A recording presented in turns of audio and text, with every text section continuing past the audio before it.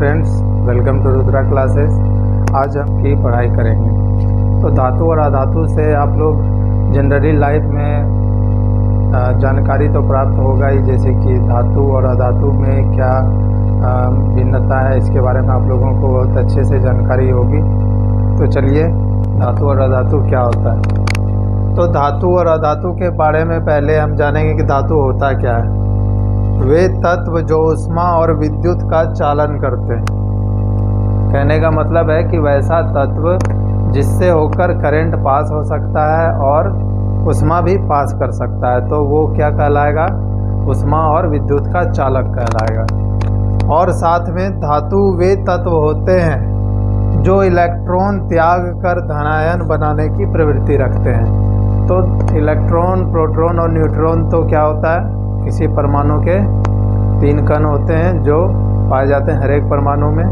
तो इलेक्ट्रॉन को त्याग कर जो क्या बनाने की प्रवृत्ति रखते हैं? धनायन बनाने की प्रवृत्ति रखते हैं, तो वे धातु कहलाते हैं। और जो तत्व आपका कंडक्टिविटी का गुण रखता है, जैसे कि इलेक्ट्रिसिटी हो गया, हीट हो गया, इन सब का कंडक्टिविटी का अगर गुण रखता है तो वे तत्व क्या कहलाएंगे? धातु कहलाएंगे। तब इनके कुछ गुण होते हैं, कहने का मतलब फिजिकल कुछ क्वालिटीज़ होते हैं, उनके बारे में आइए जानकारी हासिल करते हैं। तो देखिए, भौतिक गुण में क्या आता है? पहला, भौतिक अवस्था। भौतिक अवस्था में हम बोल सकते हैं क्या? भौतिक अवस्था किसे बोल सकते हैं कि वह कैसा दिखता है? ठोस रहता है, द्रव रहता है, या फिर गैस रहता है, इस तरह का हम बता सकते हैं। तो जितने भी धातु होते हैं वो ज़्यादातर क्या होते हैं? ठोस अवस्था में पाए जाते हैं। भौतिक अवस्था की बात अगर करेंगे तो एक पारा को छोड़कर, जो कि कमरे के ताप पर द्रव अवस्था में पाया जाता है, तो उसको छोड़कर बाकी सभी धातुएं ठोस होती है। और एक सोडियम होता है सॉफ्ट धातु, जो मुलायम होता है, जिसे कि हम चाकू से भी काट सकते हैं। तो चलिए देखते हैं, धातु में क्या होती है? चमक होती है। वे लस्टर होते हैं। कहने का मतलब है कि धातु के ऊपर में अगर कोई भी प्रकाश पड़ता है तो वे चमकने लगता है। ठीक है। तीसरा गुण होता है कि आघात वर्धनीयता, मेलिएबिलिटी। इसको अगर हम किसी हथौड़े से या फिर किसी लोहे से पीटते हैं धातु को, तो वह टूटता नहीं है। वह क्या होता है? एक चदरे का रूप लेता है, यानी फैलना शुरू कर देता है। तो वे गुण पाया जाता है धातु में। तन्यता। तन्यता क्या होता है कि किसी धातु को अगर हम पतला तार के रूप में बनाना चाहेंगे तो वह बन सकता है तार के रूप में। जैसे कि कॉपर, एल्युमिनियम का तार बनाया जाता है, जो हमारे घरों में प्रयोग में लाया जाता है इलेक्ट्रिसिटी के रूप में। और सबसे ज़्यादा तन्य धातु क्या है फ्रेंड? तो आपका सोना सबसे ज़्यादा तन्य धातु है। 1 ग्राम सोना में 5 किलोमीटर की तार को हम बना सकते हैं, लंबे तार को। तो सबसे ज़्यादा तन्य धातु आपका क्या है? सोना।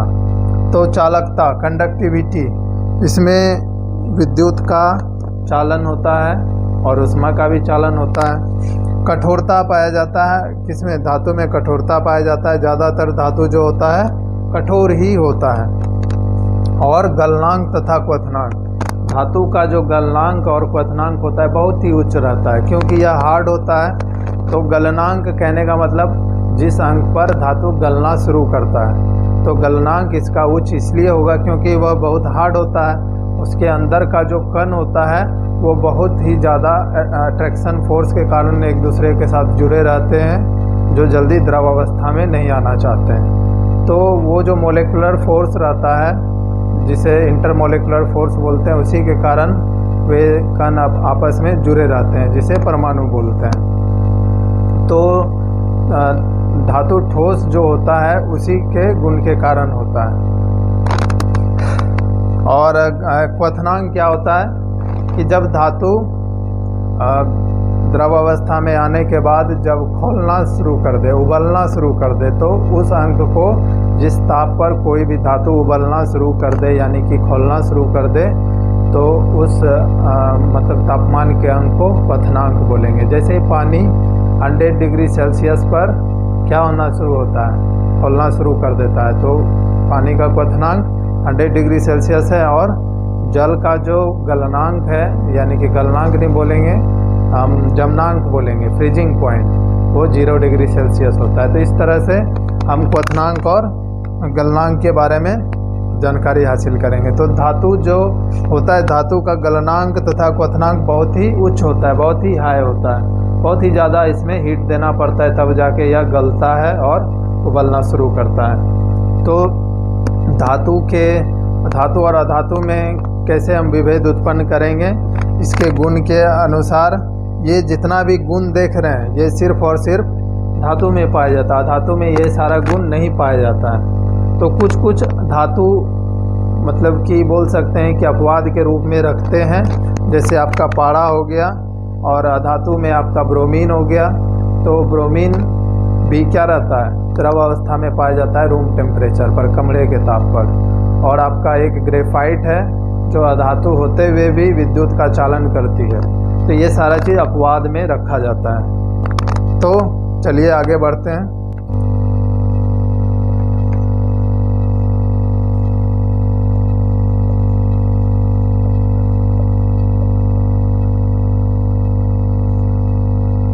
तो धातु और अधातु में भिन्नता पहचानने के लिए सबसे पहले हम उसके भौतिक गुण, इसके बाद रासायनिक गुण के बारे में जानेंगे। तो धातु के भौतिक गुण क्या क्या होता है। धातु का पहला भौतिक गुण होता है कठोरता। तो कुछ अपवाद में है, जैसे कि सोडियम हो गया, ये आपका कठोर नहीं होता है लेकिन फिर भी धातु है। लेकिन ज़्यादातर धातु क्या होते हैं, कठोर होते हैं। और अधातु जो होते हैं वो क्षणभंगुर होते हैं, मुलायम होते हैं, सॉफ्ट होते हैं।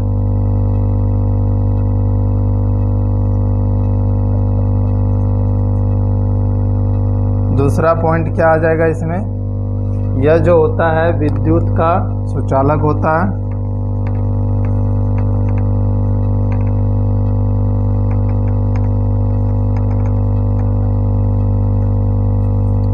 और यह विद्युत का कुचालक होता है।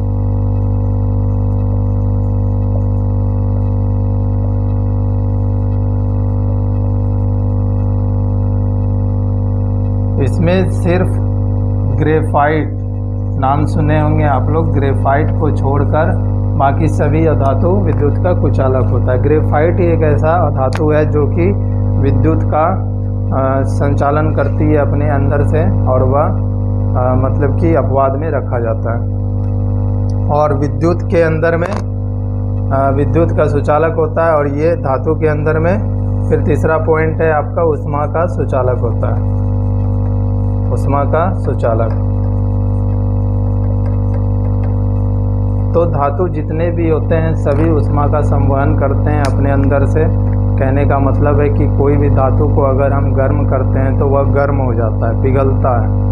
और अधातु ऊष्मा का सुचालक होता है लेकिन पूरी तरीके से नहीं होता है, तो इसको ऊष्मा का कुचालक भी बोल सकते हैं।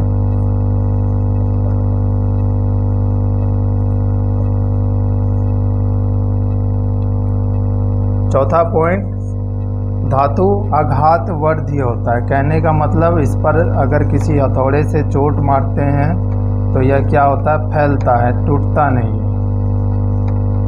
क्या होता है, किसी हथौड़े से चोट मारने के बाद वह फैलता है, टूटता नहीं है। और अधातु क्या होता है, क्षणभंगुर होता है, जैसे हथौड़ा मारेंगे वह टूट जाएगा।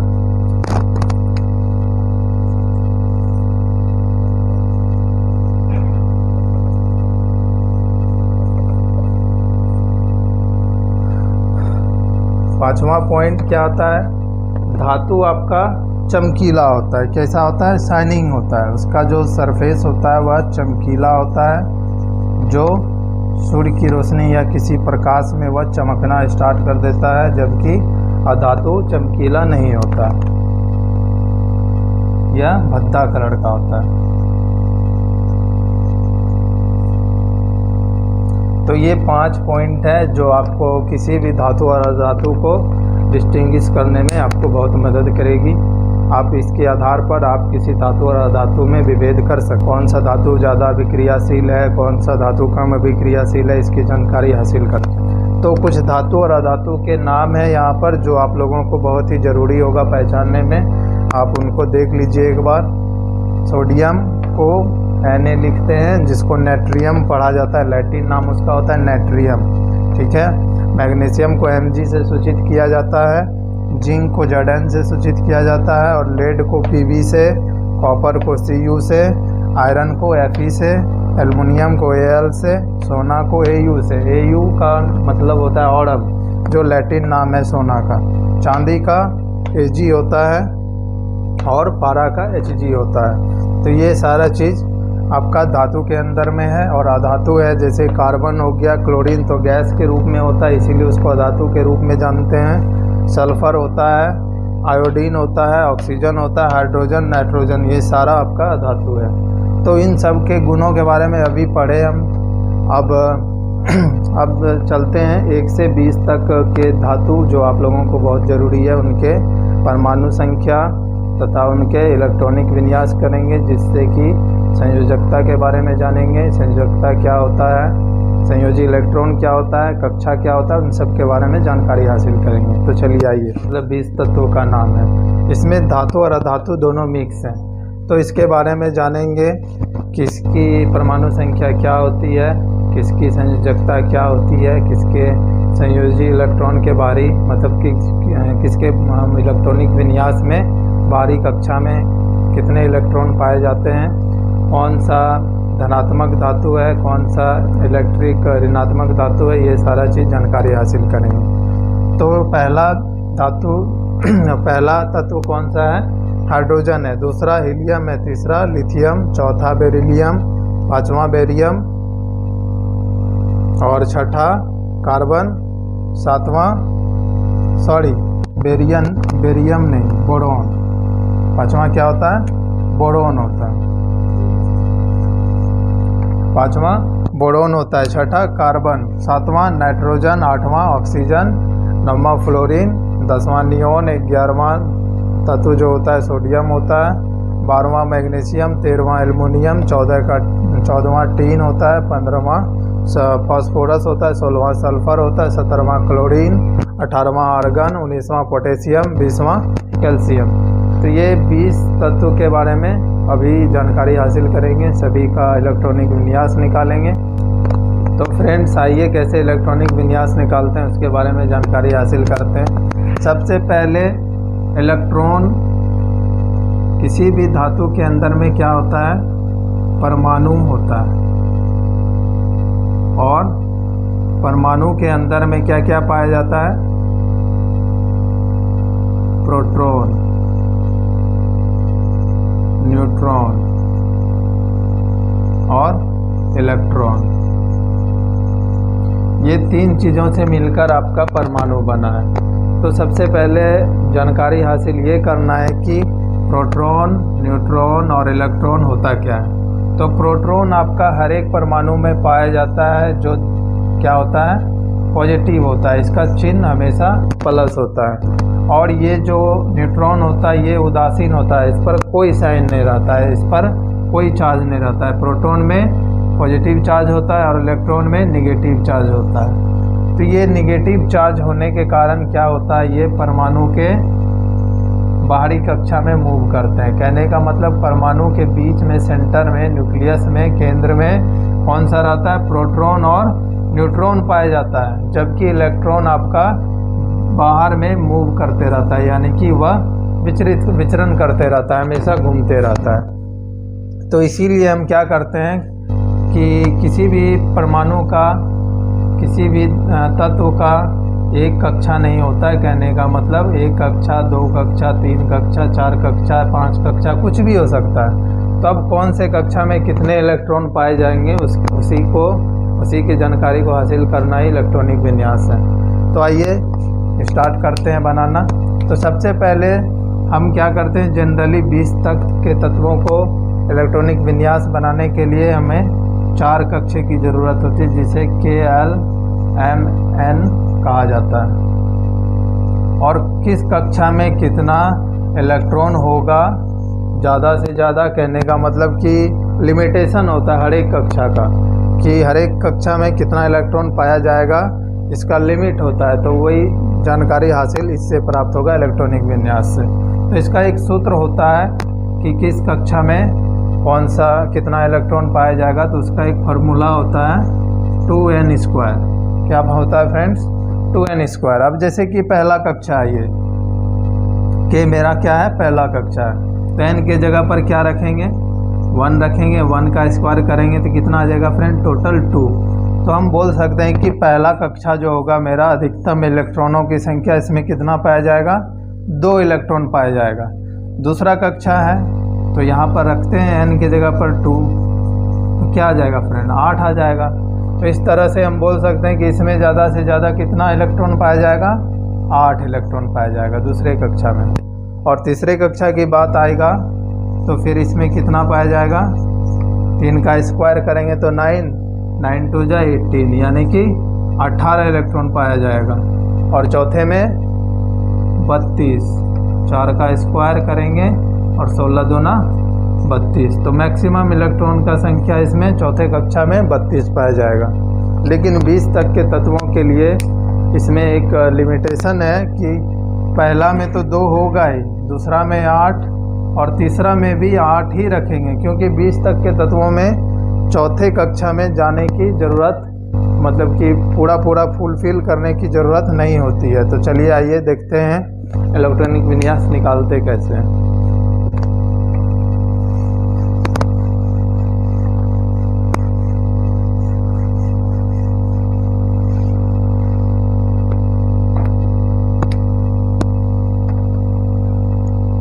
जैसे पहला तत्व लेते हैं हाइड्रोजन, तो हाइड्रोजन का 4 कक्षा हो जाएगा KLMn, बांट लेते हैं। तो हाइड्रोजन का परमाणु संख्या होता है 1। तो इसमें क्या होगा, पहला कक्षा में मेरा कितना इलेक्ट्रॉन हो जाएगा, 1। हीलियम का होता है परमाणु संख्या 2, तो पहला कक्षा में मेरा कितना मैक्सिमम है इलेक्ट्रॉन रखने का कैपेसिटी, तो 2, तो इसी में रह जाएगा यह। तीसरा होता है लिथियम, तो पहला कक्षा में देखिए मैक्सिमम इलेक्ट्रॉन, तो देखिए तीसरा होता है धातु, तीसरा तत्व होता है लिथियम जिसका परमाणु संख्या 3 होता है। तो पहला कक्षा में हम कितना इलेक्ट्रॉन रख सकते हैं, 2 ही रखेंगे, और बाकी बच गया 1 इलेक्ट्रॉन, तो वह कहाँ चला जाएगा, अगले सेल में चला जाएगा, अगले कक्षा में। और इसी तरह से 4 किसका होता है, बेरिलियम का,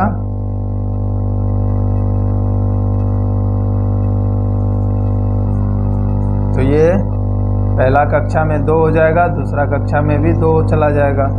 इसी तरह से 5वां होता है बोरोन का, तो फिर पहला में 2 और दूसरा में 3।